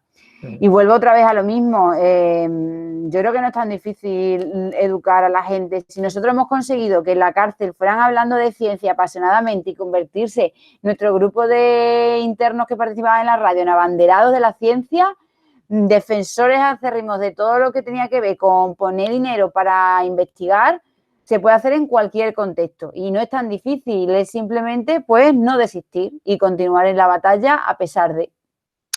Yo quiero añadir que un país que no invierte en educación y ciencia tiene su futuro perdido, lo dije antes. Es fundamental, y yo sé los problemas que el presidente tiene con los educadores, sé los problemas que el presidente tiene con los científicos, sé el problema que el presidente brasileño tiene con mucha gente, pero tiene una masa de ciudadanos que por desgracia le siguen y compran ese mensaje. Entonces, yo creo que la labor principal, y más en el contexto actual, que tiene la radio universitaria es crucial. La radio universitaria tiene una labor crucial. ¿Por qué digo esto? Porque tenemos que poner en valor el papel de los científicos. Es fundamental. Entonces, en un contexto negativo como el que existe actualmente en Brasil, donde se intenta infravalorar la opinión del científico, infravalorar la ciencia, infravalorar a los profesores, infravalorar la educación y valorar otro tipo de cosas más del instinto primario que del instinto racional, creo que es importante que la radio universitaria o los medios universitarios en general valoricen la ciencia por encima de cualquier otra cosa. Entonces, por eso digo que se pueden hacer muchos contenidos de carácter científico, no tienen que ser solo contenidos aburridos, se puede experimentar. La radio universitaria debe ser un laboratorio experimental donde probemos géneros, formatos, pero utilicemos sobre todo la ciencia para ponerla en valor, valorizar la ciencia y tratarla con rigor. Eso yo creo que es lo fundamental, porque si no hacemos eso, le estaremos dando la razón a los que quieren dejar de invertir en ciencia o los que quieren llevar a la ciencia a un segundo plano. Sé que en Brasil, tengo muchos conocidos, amigos por Facebook, ha habido huelgas, vagas en favor de la ciencia, y creo que la radio universitaria debe de apoyar todo este movimiento a través de la creación de contenidos y a través de dar la voz al experto y acercarlo a la ciudadanía a través de distintos tipos de contenidos. Así que el papel que tiene que jugar la radio universitaria debe de ser fundamental.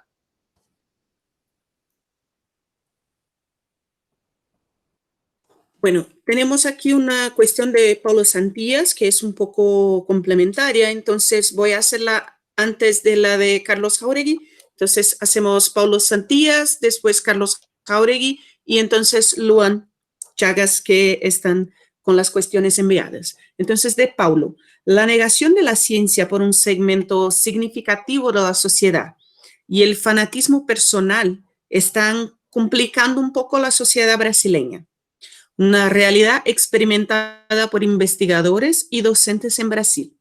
¿Cómo ven estas realidades desde la perspectiva de los investigadores españoles? Si quieres, Macarena, contesto yo ahora primero. Vale. Yo lo veo con tristeza y con preocupación, porque realmente es una lástima que siempre asocien Brasil a Estados Unidos. Y digo asocian Brasil a Estados Unidos porque asocian a Bolsonaro con Trump, con los pensamientos de Trump. Y es una pena porque yo sé que, y por el conocimiento que tengo de todos los amigos, colegas y muchos más del ámbito de la comunicación y de otros ámbitos, sé que la sociedad brasileña tiene mucha... ¿cómo lo puedo decir para que ustedes lo entiendan? Tiene una gran depresión o decepción con lo que está sucediendo o con lo que creen que nosotros pensamos de su país, pero lo que pensamos es, lo que nos da Brasil es tristeza, porque realmente conocemos todo lo que significa Brasil en el ámbito científico. La importante red de, por ejemplo, Intercom, la importante red de comunicación que existe en Brasil, ese gran grupo de investigadores brasileños, y que sé que ha sucedido y que se ha recortado muchísimo presupuesto. Entonces, sabemos lo que sucede en Brasil y produce tristeza, ¿no?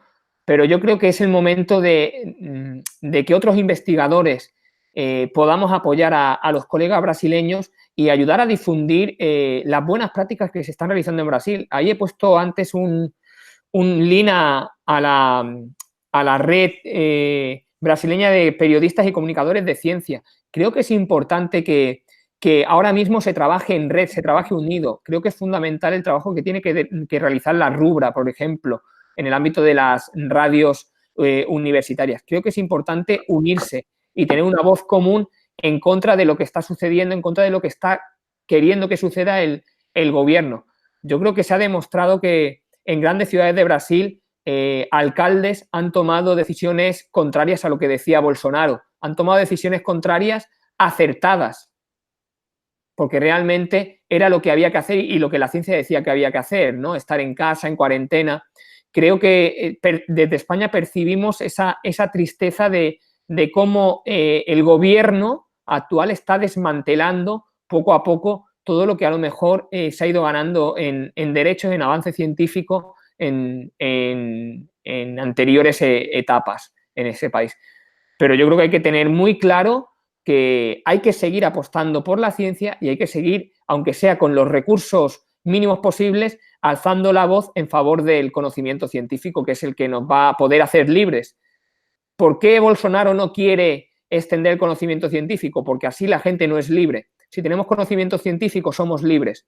Y él quiere a la gente él quiere a gente que le siga y que no sea libre. Entonces, creo que esa es la fundamentación clave. Macarena, ¿hablas algo? Bueno, yo creo que poco que añadir a lo que ha comentado el compañero Daniel, ¿no? Que realmente el conocimiento científico nos convierte en ciudadanos críticos y desde ese punto de vista es innegable que es necesario, es un derecho que tenemos como ciudadanos, ¿no? Y igualmente me provoca tristeza y la frase que comentaba anteriormente el profesor Daniel de sin ciencia y sin educación realmente no se puede construir un país, pues con eso está todo dicho ya, ¿no? Nada más que añadir a esa pregunta. Bueno, gracias. Me gustaría decir que la contestación me ha dejado un poco emocional, entonces, bueno, vamos a Tenemos ahora la cuestión de Carlos Jauregui. Carlos dice, hola, soy colega de Débora en UFOP. Me interesó mucho por el que el profesor Daniel Martín nos comentó sobre el problema de las noticias precipitadas en tiempos de incertidumbre y el gran momento que vivimos con los podcasts. Yo creo que el podcast tiene un rol importante para enfrentar el problema de la precipitación. Me explico.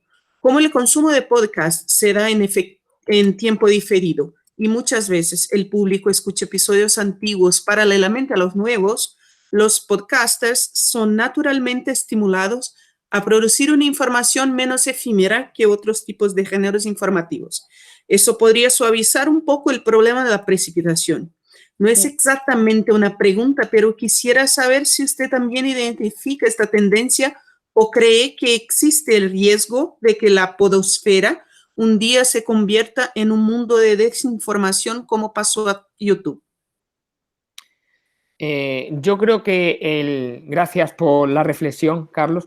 Yo creo que el hecho de que la podosfera un día se pueda convertir en desinformación va a depender un poco de los parámetros de calidad que nosotros le demos a los podcasts. Yo creo que desde la tribuna universitaria tenemos que tener claro que el podcast, como bien dice Carlos, es una herramienta, es un contenido en el que no cabe la precipitación, porque el podcast es un contenido más artesano que un informativo. Un informativo prima la actualidad, hay que dar las noticias rápido, con la actualidad pegada, pero yo creo que el podcast prima el trabajo del artesano. ¿A qué me refiero con esto? Donde me refiero a que hay que cuidar muy bien el guión, hay que cuidar muy bien los elementos del lenguaje sonoro, hay que cuidar muy bien en toda la producción. Entonces, en ese sentido, yo creo que el podcast realmente tiene yo veo más artesano un podcast que algún vídeo de YouTube, porque hemos llegado en un momento en el que en YouTube se grababa cualquier cosa y yo creo que el YouTube ha quedado para eso. Y el podcast yo creo que no va a entrar en hacer esa producción que se ha llegado a hacer en YouTube. Ojalá no me equivoque, pero yo creo que el podcast prima lo artesano.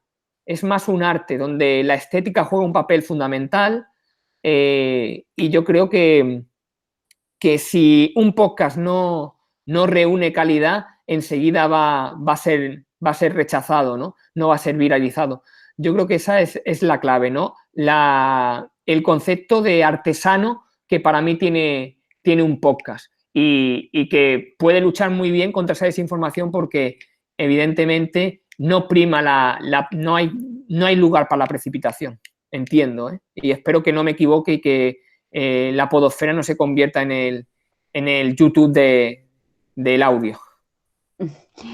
Es verdad que YouTube quizá da muchísimo más lugar a eso, a fake news y demás.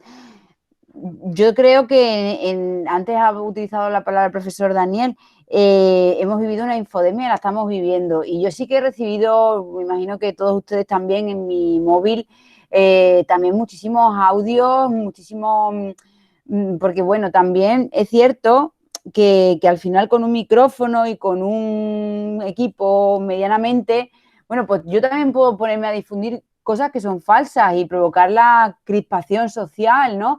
Es verdad que es menos frecuente y que ojalá ocurra lo que dice el profesor Daniel, pero precisamente también anticipándonos a que eso suceda, vuelvo otra vez a lo mismo, hay que reeducar a la población.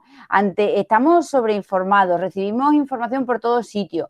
Yo ya no hablo ni como investigadora ni como directora de comunicación, no, hablo como ciudadana aquí en España. Al principio, por ejemplo, estábamos saturados, o sea, ya llegaba un momento en el que no querías ver más información, no querías saber más noticias, porque es que era un nivel de estrés que se resentía en tu cuerpo y en tu salud. Entonces yo creo que también, insisto, en esa necesidad de educación, de concienciar a la ciudadanía y redirigirla.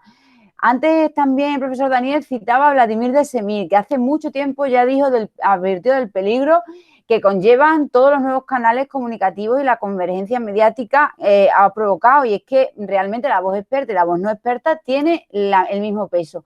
Y en ese sentido tiene que pasar porque los ciudadanos también sepan a qué medios, a dónde tienen que acudir.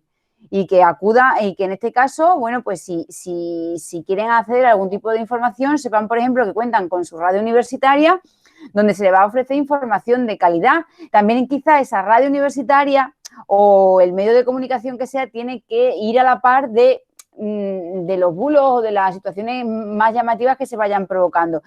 En clase, en periodismo sanitario, cuando estábamos en clase, tuve la oportunidad de invitar a una periodista aquí del país, Patricia Delí, a mi clase de periodismo, por Skype también. Ahí ya nos anticipábamos un poco a esta virtualidad en la que nos hemos visto inmersos. Bueno, pues yo ya la utilicé estando todavía de forma presencial, pero porque ya no podía venir.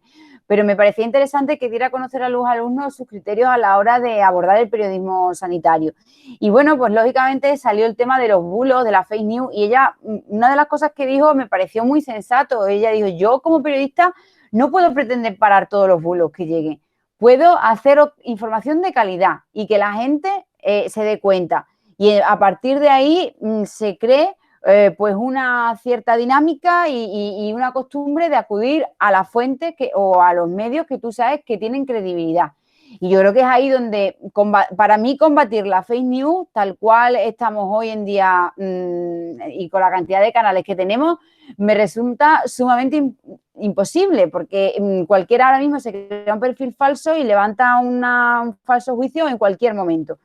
Entonces yo creo que es más sencillo apostar una vez más por la educación y por la concienciación ciudadana.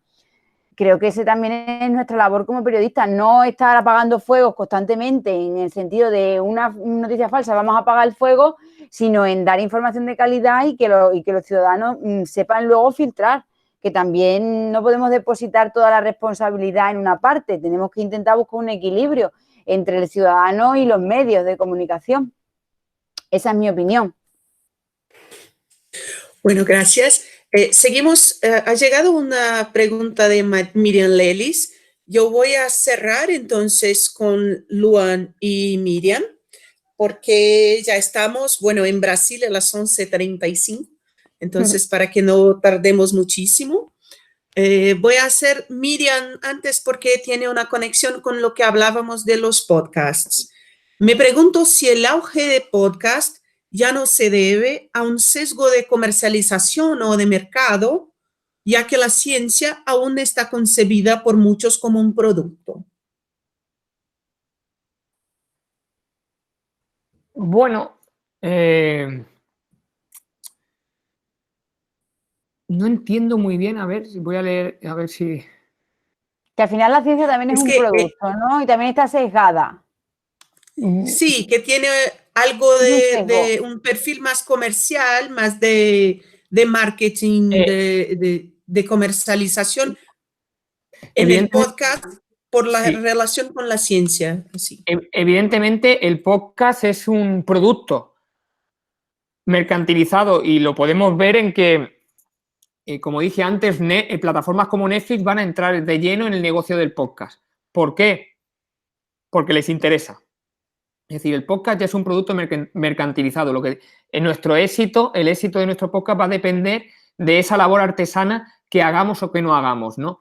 Y evidentemente, grandes investigaciones científicas sí que se pueden asociar a ese perfil mercadotécnico que puede tener el podcast, ¿no? Pero yo entiendo que no toda la ciencia tiene ese perfil, ¿no?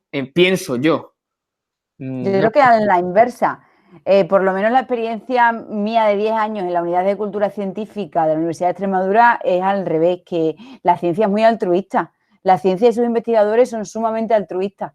Entonces, me imagino que, como en todos sitios, pues habrán sesgos, intereses y demás, pero como norma general, por lo menos la experiencia mía de una década trabajando en divulgación de la ciencia, es que la ciencia está al servicio de la ciudadanía totalmente y no, yo por lo menos aquí donde nos movemos nosotros en ningún momento he apreciado ese sesgo. También es verdad que quizá nos distancia en este tema en el que estamos hablando muchas cosas y entonces quizá lo vemos nosotros desde la parte positiva o bonita de que con nosotros aquí contamos con un tejido investigador dispuesto a contar su investigación y ayudar a la gente en todo momento. Y no solamente hacerlo en casos como este, sino que se muestran disponibles siempre que se les llama para hacer una actividad de divulgación científica, para hacer un programa, para atender una petición de un medio. Y siempre desde la honestidad y desde el rigor que caracteriza la ciencia. Ahí yo creo que yo no he percibido nunca ningún sesgo, la verdad. Bueno, gracias. Vamos ahora a las cuestiones de Luan Chagas. ¿Has cambiado algo en la cobertura durante la pandemia?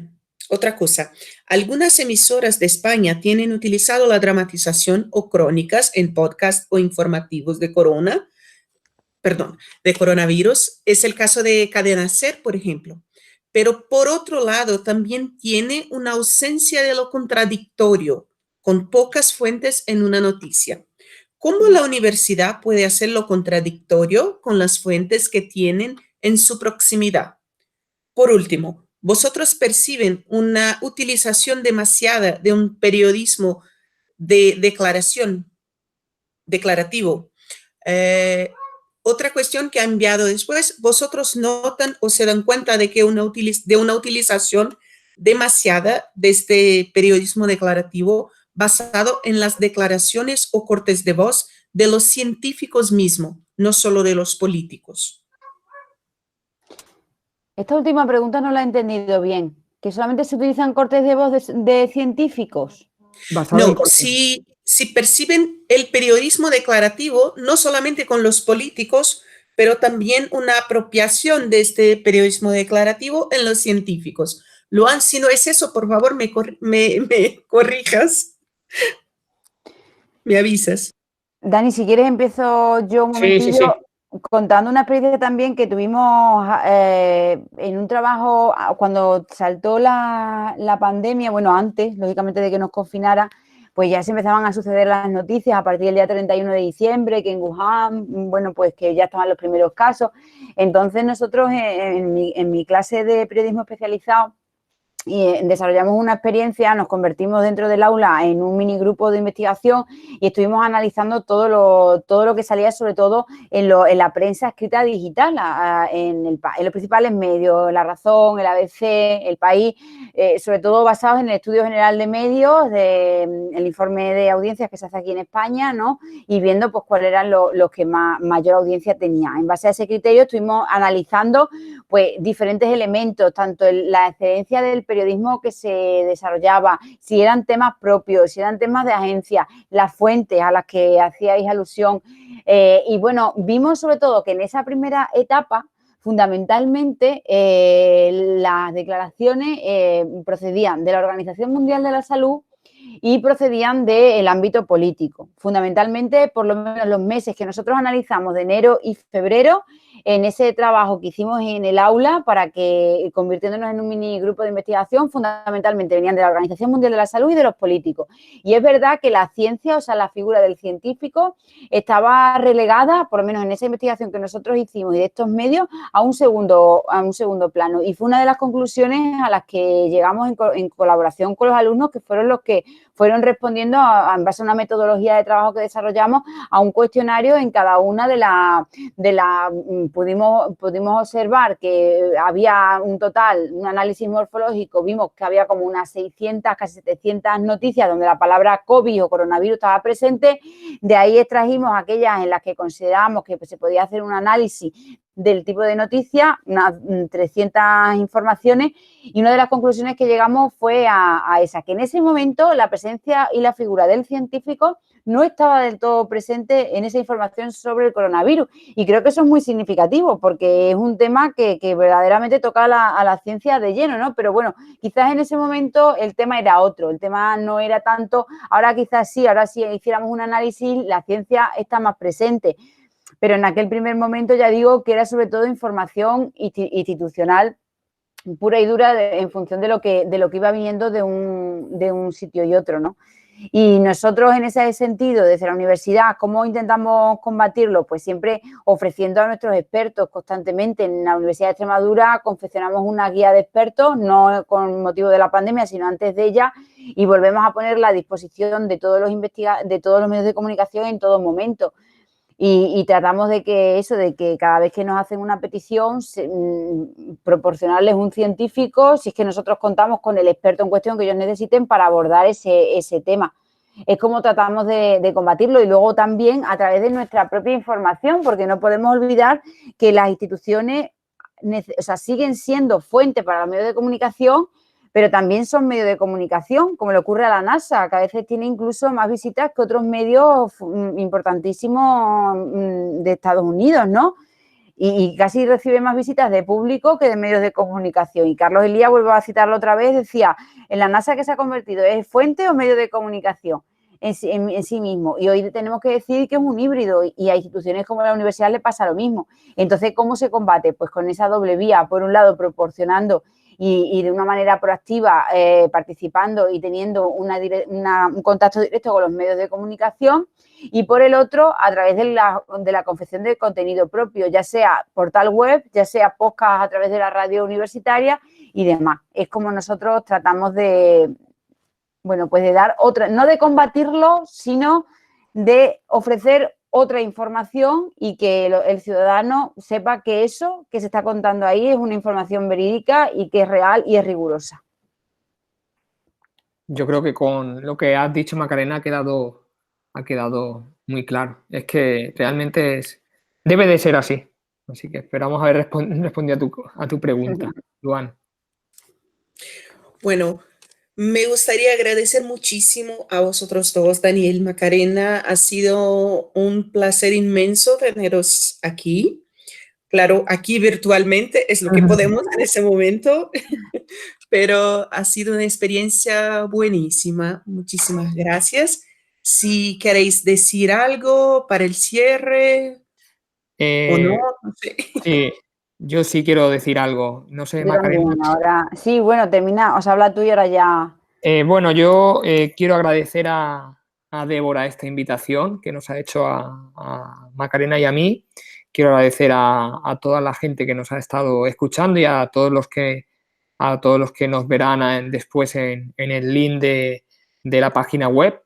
Y de verdad quiero desde aquí mandar, lo he dicho antes, un mensaje de ánimo a todos los colegas brasileños y brasileñas que lo están pasando mal en este momento de pandemia, pero no solo lo están pasando mal por la pandemia, sino también lo están pasando mal por la forma de actuar de su gobierno en lo referente al campo científico y en el campo de la educación. Así que mucho ánimo y sigan trabajando. Vendrán tiempos mejores y tenemos que estar preparados. En los tiempos de crisis hay que imaginar las cosas de otra manera y hay que estar preparados, porque vendrán seguramente tiempos mejores en los que podamos volver a viajar, en los que podamos volver a compartir, y mientras tanto nos tenemos virtualmente unos a los otros para apoyarnos y servirnos de ánimo en estos momentos tan complicados en todo el mundo, y más en países como Brasil y Estados Unidos, en los que están al frente del gobierno pues personas que no creen en la ciencia ni dejan que sus ciudadanos sean libres. Así que muchas gracias y mucho ánimo para vosotros, los investigadores, que tenéis un papel crucial en la sociedad. Bueno, yo igualmente sumarme al agradecimiento. También un abrazo enorme desde aquí, desde España, pues a esta ventanita al mundo que hemos abierto hoy. Espero, bueno, pues eso, que hayamos de alguna manera también contribuido a animar más y daros fuerza a los investigadores para que sigáis en ese afán por acercar la ciencia, que se consigue y que al final es el único camino para desarrollar una ciudadanía crítica, participativa y basada en la democracia, ¿no? Yo creo que es el mejor favor que le podéis hacer a los ciudadanos en estos momentos, es continuar en el camino de la información rigurosa, del conocimiento y de seguir acercando la ciencia. Así que desde aquí todo mi apoyo. Bueno, gracias otra vez. En mi nombre, de los investigadores de CONJOR, el grupo de investigación que organiza el ciclo y gracias por sus contribuciones que han sido fenomenales. Gracias a todos los que han participado de nuestro encuentro virtual hoy. Y aún hoy estará disponible el video en la página web. Les envío el enlace después, ¿vale? Un saludo a todos. Débora, y a Quédense todos. en Hasta casa luego. y seguros. Bueno, Vale, gracias. chao. Hasta luego. Gracias. Adiós. Chao.